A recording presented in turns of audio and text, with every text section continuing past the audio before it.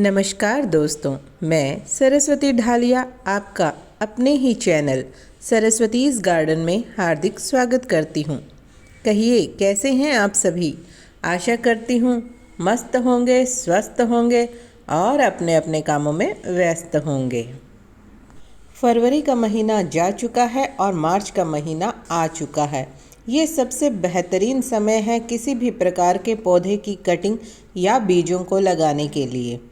आज हम बात करेंगे किस प्रकार से 10+ प्लांट्स को हम कटिंग से लगा सकते हैं, कौन कौन से प्लांट हैं जिनको हम कटिंग से लगा सकते हैं, कैसे उनको हमें ग्रो करना है, उनके लिए कैसे मिट्टी बनानी है, कैसा पोट लेना है या क्या क्या सावधानी बरतें जिससे हमारी कटिंग 100% सक्सेसफुल हो जाए, कब पानी देना है, कटिंग्स को हमें कहाँ रखना है, इन सभी टॉपिक्स पर हम विस्तार से चर्चा करेंगे। तो चलिए चलते हैं और शुरू करते हैं अपने आज के इस विषय को। तो सबसे पहले बात करते हैं कि कौन कौन से प्लांट हैं। तो देखिए 98% प्लांट जो हैं वो सब कटिंग के द्वारा ग्रो हो सकते हैं। जो कटिंग के द्वारा ग्रो नहीं होते उन्हें हम बीजों से तैयार कर सकते हैं। कुछ एक ही प्लांट हैं जिन्हें हम कटिंग से नहीं लगा सकते, लेकिन दुनिया के 98% प्लांट्स कटिंग के द्वारा ग्रो हो जाते हैं, चाहे वो सॉफ्टवुड हो चाहे वो हार्डवुड हो। बस इन्हें तैयार होने में समय का थोड़ा सा फ़र्क रहता है। जो सॉफ्ट होती हैं वो जल्दी तैयार होती हैं, जो हार्डवुड होती हैं उन्हें थोड़ा ज़्यादा समय लगता है। आज हम बात करेंगे इन सभी प्लांट्स की। पहला प्लांट है हमारा बेबी सन रोजेज। ये एक सकुलेंट वैरायटी का प्लांट है। इसे कटिंग से ग्रो करना बहुत ही आसान है और इसकी केयर भी बहुत ही आसान है। इसे आप छोटी से छोटी कटिंग 2 से 3 इंच की कटिंग के द्वारा ग्रो कर सकते हैं और इसे आप एक पत्ती से भी ग्रो कर सकते हैं। क्योंकि ये सकुलेंट वैरायटी का प्लांट है तो इसकी पत्तियों में और इसके तने में पानी स्टोर रहता है। इसके लिए जब भी आप कटिंग लगाएं हमेशा पानी का ज़रूर ध्यान रखें। पानी हमेशा कम मात्रा में ही दें। ये फुल सनलाइट में रहने वाला प्लांट है। इसकी कटिंग को लगाने के आप 2 दिन बाद ही इसे फुल सनलाइट में रख सकते हैं। ये देखिए मैंने इसे एक छोटे से इस चाय वाले पॉट में लगाया हुआ है। बहुत ही सुंदर लगता है। इसमें पिंक कलर के फ्लावर आते हैं। जितनी ज़्यादा धूप आप इसे देंगे उतने ही अच्छी इसमें फ्लावरिंग होगी। कटिंग लगाते वक्त हमेशा छोटे पोट का ही चुनाव करें। पोट कटिंग के अनुसार ही होना चाहिए। ज़्यादा बड़े पोट में कटिंग लगा देने से हमारी कटिंग जो है वो ख़राब हो जाती हैं। दूसरा प्लांट है हमारा स्पाइडर प्लांट। स्पाइडर प्लांट को हम रूट डिवीज़न और बेबी प्लांट की कटिंग के द्वारा प्रोपोगेट कर सकते हैं। मैंने अपने स्पाइडर प्लांट के बेबीज़ को हटाया नहीं है, स्टॉक के साथ ही छोटे पॉट में अभी लगा रखा है। ये मदर प्लांट के साथ जुड़ा हुआ है। ये इससे जल्दी ग्रोथ करता है क्योंकि मदर प्लांट से इसे फूड और एनर्जी मिलती रहती है, इसीलिए मैं कभी भी इसे हटाती नहीं हूँ। अगला प्लांट जिसे हम कटिंग से बहुत ही आसानी से पानी और मिट्टी दोनों में ग्रो कर सकते हैं वो है हमारा मनी प्लांट।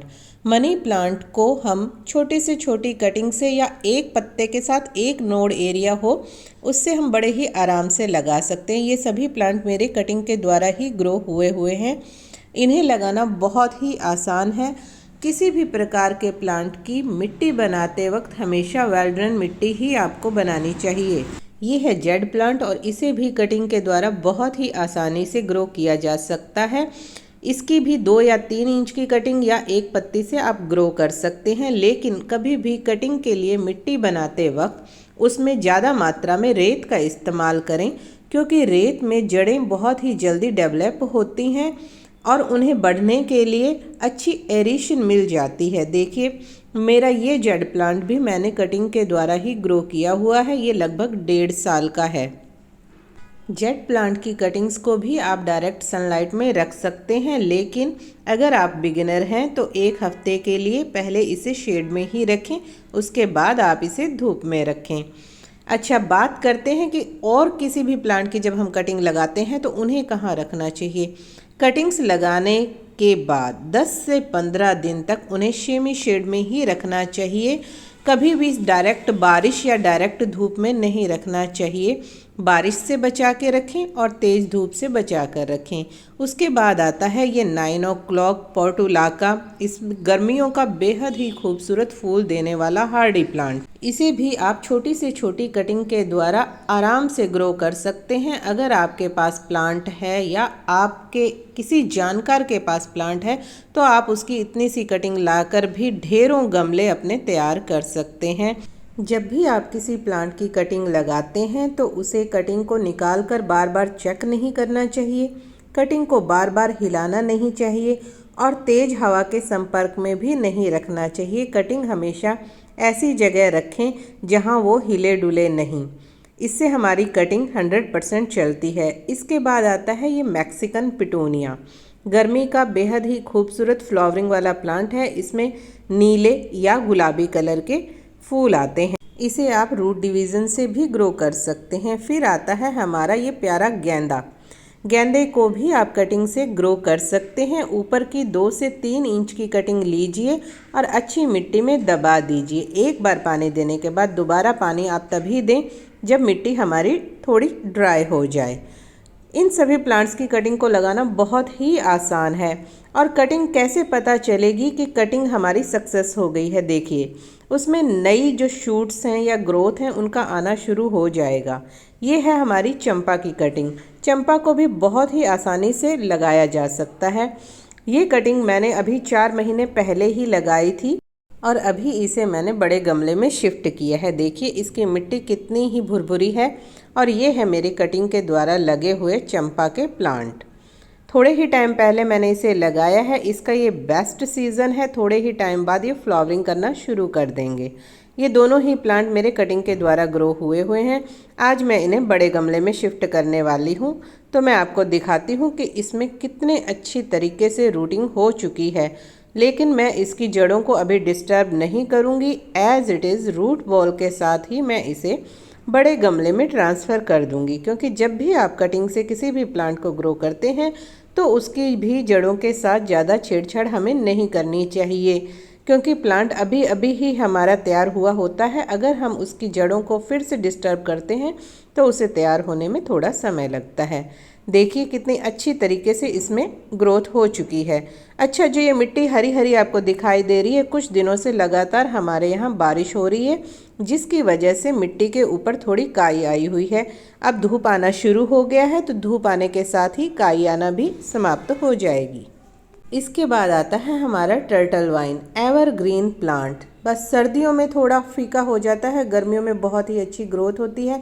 इसे लगाना भी बेहद आसान है। बस लीजिए और मिट्टी में कहीं भी आप इसे दबा दीजिए। थोड़े दिन छाया में रखिए। उसके बाद आप इसे धूप में, छाया में कहीं भी रख सकते हैं। इसे धूप की ज़्यादा ज़रूरत नहीं होती है। छाया में भी ये बहुत आसानी से चलता है और हैंगिंग बास्केट में लगा हुआ ये बेहद ही खूबसूरत लगता है।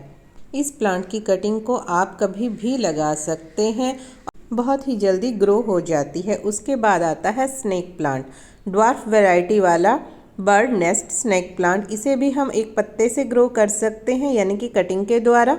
और लॉन्ग वैरायटी जो आती है उसे भी आप एक पत्ते की कटिंग द्वारा लगा सकते हैं। इस प्लांट को बहुत ही कम पानी की ज़रूरत होती है, लेकिन ये बहुत ही आसानी से चल जाता है। एक बार लगने के बाद ये आपके गार्डन को छोड़कर कभी भी नहीं जाता। इसके बाद आता है ये डेविल्स बैकबोन। अभी सर्दियों के कारण इसकी पत्तियां गिरी हुई हैं। इसे भी मैंने कटिंग के द्वारा ही लगाया हुआ है। थोड़े ही दिनों में इस पे ग्रोथ दिखाई देने लग जाएगी। बेहद ही खूबसूरत और बेहद ही हार्डी प्लांट है। आप इसे धूप में, छाया में कहीं भी रखें, ये बहुत ही आसानी से ग्रो होता है और देखने में बहुत ही सुंदर लगता है। इसकी 2 वैरायटी होती है, दूसरी वेरीगेटेड होती है। ये है अम्ब्रेला पाम। इसे आप कटिंग के द्वारा बहुत ही आसानी से लगा सकते हैं। इसे भी आप एक पत्ती के द्वारा बहुत ही आसानी से ग्रो कर सकते हैं। इसे भी आप मिट्टी और पानी दोनों ही तरीके से ग्रो कर सकते हैं। मिट्टी में भी अच्छे से ग्रो हो जाता है और पानी में भी बहुत ही अच्छे से ग्रो हो जाता है। बात करें किसी भी प्लांट की कैसी कटिंग लेनी चाहिए। हमेशा किसी भी प्लांट की कटिंग लेते वक्त ध्यान रखें कि कटिंग हमेशा स्वस्थ होनी चाहिए, अच्छी होनी चाहिए। उसे उस पर किसी प्रकार का कोई पेस्ट अटैक नहीं होना चाहिए। हमेशा प्लांट के टिप की कटिंग को ही लें। टिप की कटिंग जो होती है वो आसानी से ग्रो होती है और जल्दी ग्रो होती है। कटिंग हमेशा सुबह जल्दी या शाम को 5 बजे के बाद में ही किसी प्लांट से लेनी चाहिए। ऐसी कटिंग कभी भी सूखती नहीं है और आराम से चलती है। अच्छा, कटिंग को किस सीज़न में लगाएं? देखिए, कई प्लांट होते हैं जो हर सीज़न में लग जाते हैं, लेकिन ज़्यादातर जो है ये फरवरी मार्च का महीना बहुत अच्छा रहता है किसी भी प्रकार की कटिंग को लगाने के लिए। और जो बारिश का महीना होता है वो भी सबसे बेस्ट होता है। जुलाई, अगस्त, सितंबर, इन महीनों में आप अच्छे से कटिंग लगा सकते हैं। आपकी कटिंग बहुत ही अच्छे से चलती है। ज़्यादा सर्दी और ज़्यादा गर्मी में आप कभी भी कटिंग ना लगाएं। जैसे जून जुलाई का महीना और दिसंबर और जनवरी का महीना, इनमें आप कटिंग लगाना अवॉइड ही करें, क्योंकि इनमें ज़्यादा सर्दी और ज़्यादा गर्मी होने की वजह से कटिंग हमारी सक्सेसफुल नहीं हो पाती है। हमेशा मौसम का ध्यान रखकर ही कटिंग लगाएं। बारिश में बहुत ही आसानी से कटिंग सरवाइव हो जाती है और फरवरी और मार्च के महीने में भी कटिंग बहुत ही जल्दी ग्रो होती हैं। हमेशा कटिंग लगाते वक्त एक बात का और ध्यान रखें कि कटिंग को अच्छे से लगाएं। दोनों उंगलियों की सहायता से कटिंग को अच्छी तरह मिट्टी में दबाएं ताकि वो हिले डुले नहीं, क्योंकि हिलने डुलने से ही हमारी ज़्यादातर कटिंग्स खराब होती हैं। और पानी मिट्टी सूखने पर ही दें। जब हमारे प्लांट में नई नई पत्तियां आने लग जाएं, नए शूट्स आने लग जाएं और प्लांट में हमें ग्रोथ दिखाई देने लग जाए, तब उस प्लांट की रिक्वायरमेंट के अनुसार उसे उसकी जगह पर रखें। अगर धूप वाला पौधा है तो आप उसे धीरे धीरे धूप में लेकर जाएं। अगर छाया वाला पौधा है तो आप उसे इंडोर या सेमी शेड में रख सकते हैं। तो दोस्तों, कैसी लगी आपको मेरी छोटी सी ये जानकारी? आशा करती हूँ पसंद आई होगी। अगर ज़रा भी पसंद आई है तो please like, share and subscribe my channel. Thanks for watching.